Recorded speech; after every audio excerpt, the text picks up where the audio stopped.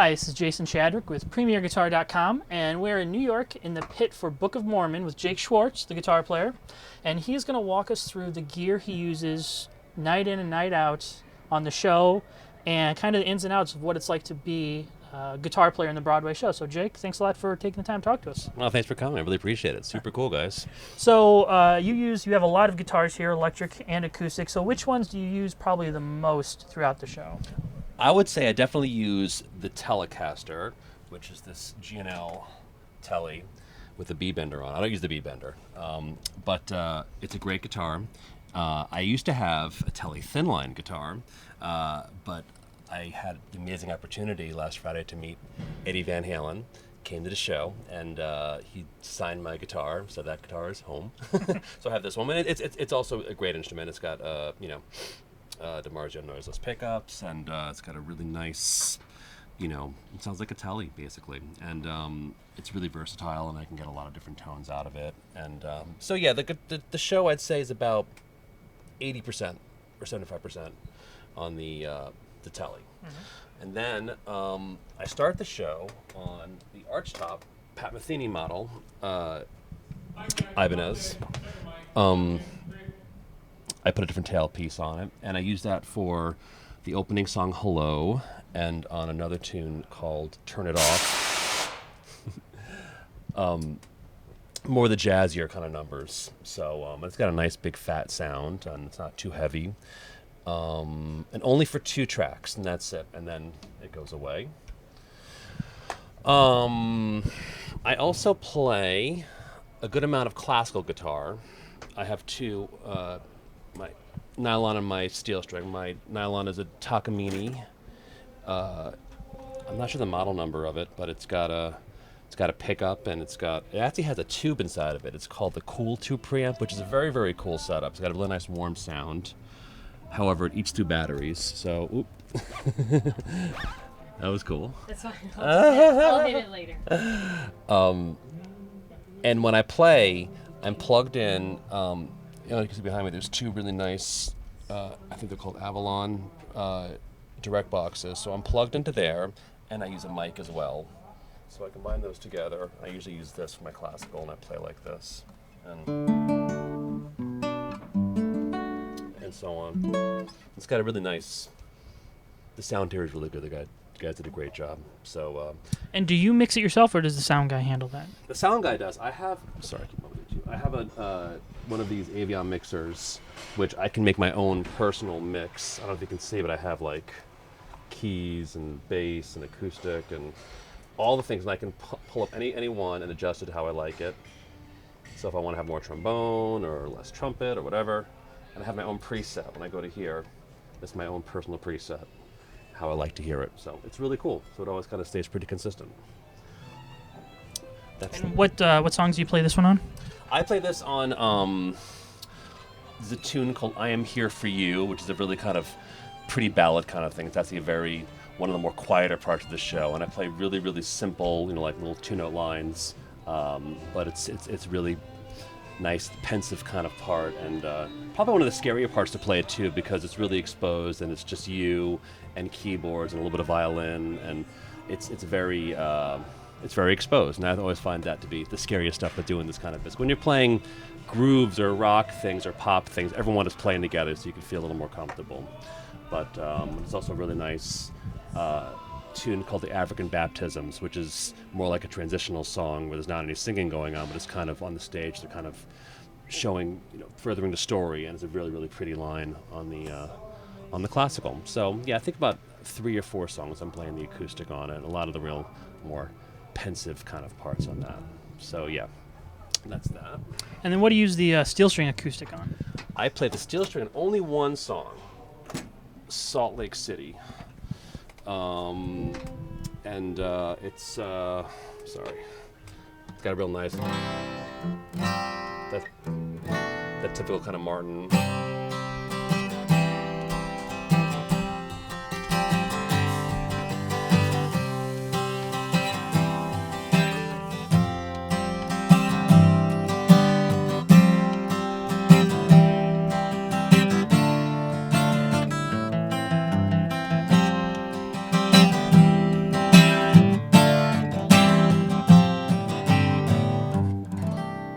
and so on. And I also have a pickup in this too. I have one of these Fishman things, which is really cool. It's got a mic and a piezo, so I'm also plugged into that and using the mic as well. But again, only on one song. Yeah, I've been working on the show for a couple of years. I was there at one of the first readings, which was about 4 years ago. So I've been playing this music for a while, and I'm very familiar with it. And so I've really kind of had a chance to really, make the parts and get comfortable with them and make them, fit the show. So it's really fun. So yeah, that's that. So tell me a little about the Stratocaster you have here and what songs you use it on. I use a Stratocaster for a lot of the real heavy rock metal tunes. I actually have, it looks like a regular Mexican Strat, but I put in DiMarzio injector pickup, which Paul Gilbert endorses. Amazing pickup. It looks like a single coil, but it's actually stacked, has a tremendous amount of output. And I have Lindy Fralins over here, and a Callahan bridge, and graphite nut and lock and tuners. So I wanted to have something that wasn't too expensive because things get banged around in the pit, and I have a more expensive Strat, but having this is really good, and it sounds great. It's got a really nice fat sound, and now, who would need to sign this for you to retire this one? That's a good question. Jimi Hendrix? No, it's too late. Maybe Eric Clapton. Has he been to the show yet? No, that would be the next, probably the next plateau, or Albert Lee, or Steve Morse, or although I've met Steve before. He's a wonderful guy. All right, well, take us through. We looked over the guitars. Now take us through the pedal board that you have here and what sounds you kind of use. Great. So the pedals I use, I try to make it as simple as possible, but it never works out that way because you always want to get more and more sounds and more different, have different colors. But in the same time, I really do want to keep it as streamlined as I can because when I take off, someone else is going to sub for me, and I don't want it to have to be a total tap dance when they come in and play. Now, when you mention when people come in and sub, do they bring their own guitar, or do they use whatever you leave here? They're using everything of mine, so they're using all of my guitars, and which is great because I think it keeps it more consistent. And then it feels right, and then the sound guys don't have to make any big adjustments like that. So a lot of times in this show, I'm using, like here, I'll show you. I put the delay on like a slapback setting. This is a Wampler tape echo, faux tape echo in the corner there, if you can see that. Really, really good analog delay pedal. Early in the first act, it's a great tune that has kind of an African feel to it. When we were working on it in the workshops, I was thinking my inspiration was a lot of the Paul Simon, Graceland kind of thing. So I got this MXR chorus.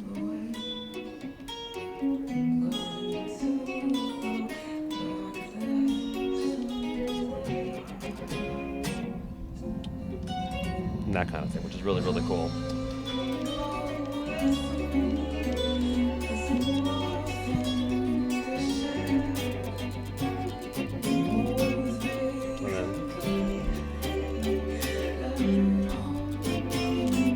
So that's fun. And then I kind of use that sound here and there. And then... Can you tell me a little about how essential, I guess it seems to me, that a volume pedal would be in a situation like this where you're playing with other people, but you still guys are kind of have to be below what's happening on stage?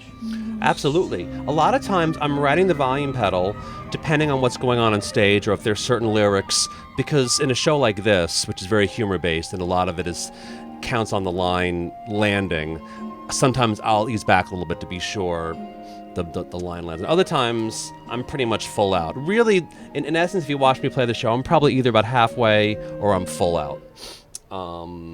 And if I have to adjust, I'll lighten up my picking. Mm-hmm. And you also have a monitor here to see what the conductor's doing? Yes. This is a really, really great thing to have because I can watch. I mean, I can kind of see the conductor's up there, so it's not too far away. You can see the little chair up there. But having the monitor is really, really great. And also the conductor is also playing piano, so you really have to watch either head movements or occasionally bring a hand up for a second to show things. But it's you really have to, like when subs come in and learn the show, they really have to know it, inside and out, all the different transitions and things like that, and also the choreography. But really, in this show, unlike other shows, there aren't any real death-defying guitar changes. There's maybe one where it's a little quick, because I do a couple. I'm changing some of the settings on the delay pedal too. Like for example, like I'll go like for a more long delay setting. Give me more of that kind of like, fadey.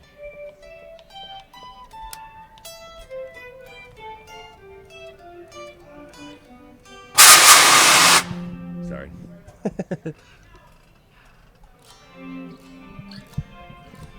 And then other times, we have to do a thing. They do a little takeoff on U2, and they're kind of making fun of Bono a little bit. So I do like a edge kind of thing, where I crank up the mix and turn back the delay time just slightly, and you get that real edge.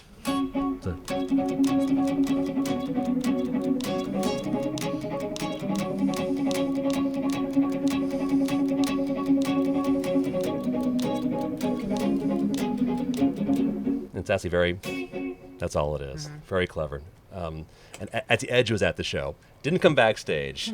And I'm so happy that I didn't find out until after I played the show.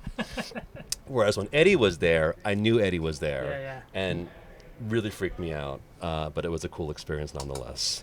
So, and then some of the distortions, I have an OCD and I have a Rat pedal. And the OCD is a bit of a lighter, not lighter, but just a little more transparent sound and distortion. And the Rat is really nasty, Marshall-y kind of sound. And I find, and I don't know if other guitar players agree, but I find that certain pedals like certain guitars more. So I tend to use the OCD more with the Tele and the Rat with the Strat. But that's not a hard and fast rule. And I use the Rat on the Tele and the OCD on the Strat as well. But I find that it responds really well to single coils. The OCD,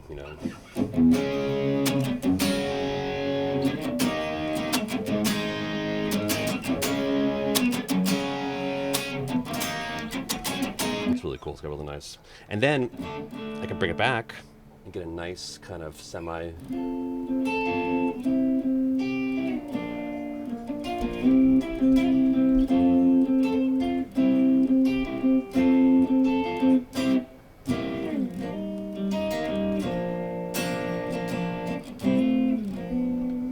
Like that, So it's very cool. And then tell me about this Dunlop wah you have. Oh yeah, it's an old beat up crybaby, and it's got a real nice. And I use that for some of the more kind of funkier kind of thing. There's one tune called Joseph Smith, American Prophet, and on the very last reprise, I do a nice little like disco-y.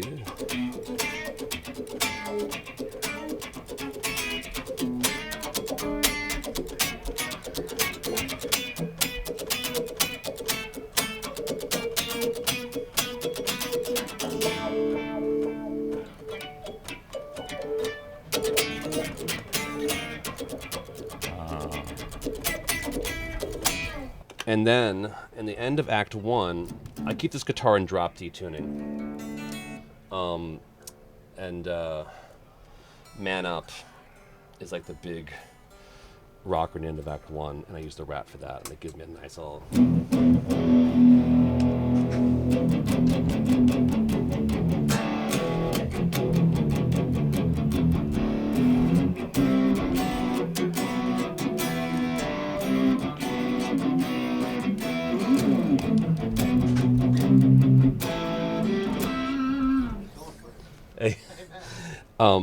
Now, sometimes when I'm playing, I will add the OCD to help punctuate the real lead stuff. I'm not going to do it and kill everyone in the room over here. But, get some of that. It gives me a little more of that push. And also, for the big shred solo I have in the second act on Spooky Mormon Hell Dream, I'm using both pedals and delay and going nuts. Now, when Eddie was here, did you try to refrain yourself from quoting some kind of eruption? Although, almost it'd be hard not to kind of emulate him in that.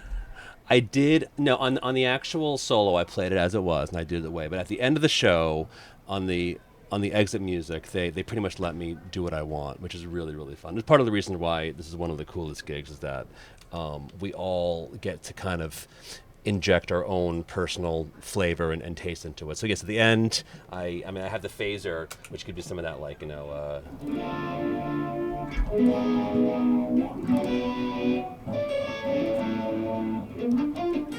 But then at the end of the show, I went and turned it down. Got more of that, you know, like.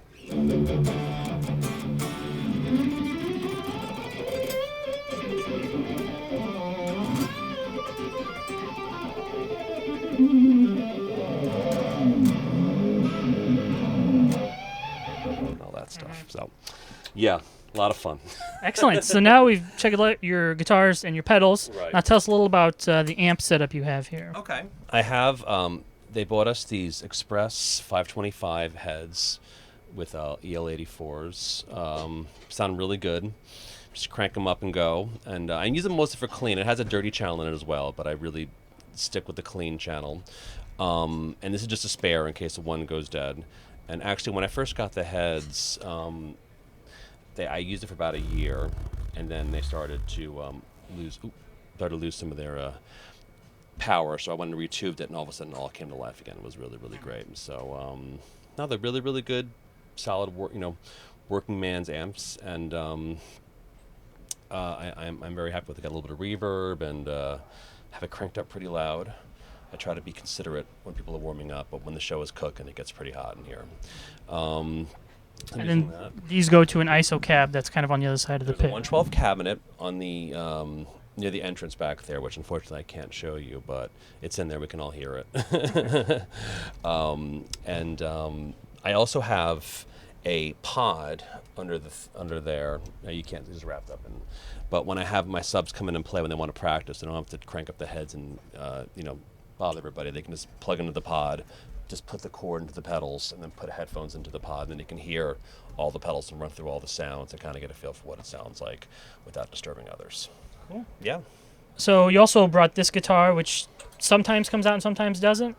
It's kind of like I said, when guitars are in the pit, a lot of times they'll get scuffed and beaten up. And this is a really, really nice instrument from a company I'm endorsing called Ronin Guitars. They're in New York City. My good buddy Izzy Lugo and John Reed. They build exceptional guitars. Guys like Jimmy Vivino uses one on Conan, and Adam Rogers bought one. And they're gorgeous guitars. This wood is called bloodwood. It's not even rosewood. It's called bloodwood. It's very interesting. And it's mahogany, and it's got this Staple P90 pickup, which is really rad. It sounds great. It's a really cool guitar, and sometimes I'll bring it in just to have a little fun, to change it up a little bit and give my Strat a rest. Mm-hmm. They're actually going to build me what's called the Ronin Betty, which is their version of the Telecaster, which is going to replace my GNL, which will probably be here in about a week or so. And yeah, it's really cool, and it's great to work with great companies like Ronin. I also endorse GHS strings, and they give me all great electric strings, and I love their nylon strings and the flat wounds. Mm-hmm. They're all consistently great. So yeah. So from night to night, what's still, after you've been doing this show and playing this music for so long, are there still parts of the show that are really challenging for you to play? Absolutely. Like I said, I really find a lot of the nylon parts to be more challenging, more with just finding your place in the part. But I think everyone has their own way, their own things that they find difficult. I guess the metal part can be a little challenging. Maybe I'm a little tired if I've, depending on how many shows I do during the week. But it's really fun, and it's really, like I said, at that point in the show in the second act, we're all kind of going on a 10 or 11. So, by the time the solo comes in, we're already at that point to just give a little extra push, and there you go. But no, this is a really well-paced show. It's not too long. It's not, I think, one of the biggest pitfalls, especially when I was subbing on shows before I got my own shows, that a lot of times there's long breaks before a song, and you really lose your momentum and you lose your drive. And all of a sudden, you got to play and you got to go, and it's like it's kind of a shock to the system. But this show is not like this. It's very well. It's really fast paced, and it moves, and there's not a lot of downtime between songs. It's a treat, and it's been a year, and I'm totally not sick of it, and I still find it funny, and I love people have a great time, and it's a real blast. Excellent. So where can people go to find out more about you and your music and the other bands that you might play in? Yes, I've had my band for about 10 years. We're called Van Davis, and the concept was, it was like a cross between Van Halen and Miles Davis. I didn't tell Eddie that, though. But I was too freaked out. And we have a website called vandavis.com, vandavis.com. And it's a real kind of funk, rock, jazz kind of thing. We play regularly at the 55 Bar. We have a few CDs out and have a new record coming out over the summertime. We have an amazing singer in the band named Abena Kumsen, who was in the show Fela, which was actually here on Broadway before we came in.